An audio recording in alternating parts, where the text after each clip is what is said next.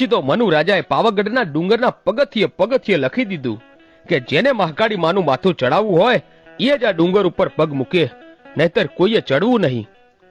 આમ કરી રાજા ડુંગરેથી ઉતરી ગયો અને ત્યારથી 1 દિવસ 2 દિવસ અને એમ કરતા કરતા 3 મહિનાના વાણા વાઈ ગયા.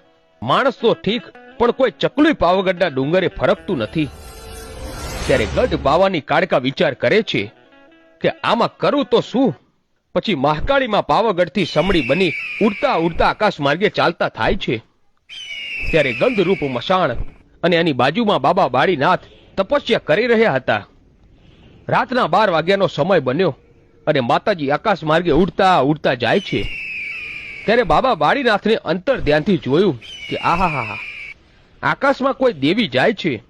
પછી તો પોતાના હાથમાં આંજળી લઈને હવન કુંડમાં ઘા કર્યો અને હવન કુંડમાં નાખતાની સાથે જ જમીનથી આકાશ સુધીની દિવાલ બની ગઈ અને માતાજી એ દિવાલે અથડાઈ અને નીચે આવ્યા. બાળીનાથ જેવો તેવો બાવો નથી, પણ જુગ જુગનો જોગી હતો અને દેવીને કહે છે કે હે દેવી, કેમ અત્યારે? ત્યારે ગઢ પાવાની કાળકા વાત કરે છે કે મારે અને મનુ રાજાને વિવાદ થયો છે કે મને માથું ચડાવે એવો માણસની શોધમાં હું નીકળી છું. હે બાળીનાથ બાબા, મને માથું ચડાવે એવો માણસ કોઈ છે ખરો? અને તે દી બાબા વાળીનાથે મહાકાળી માને એટલું કીધું, હે દેવી, ઉજ્જૈન નગરીમાં રાજા વિક્રમનું રાજ ચાલે છે.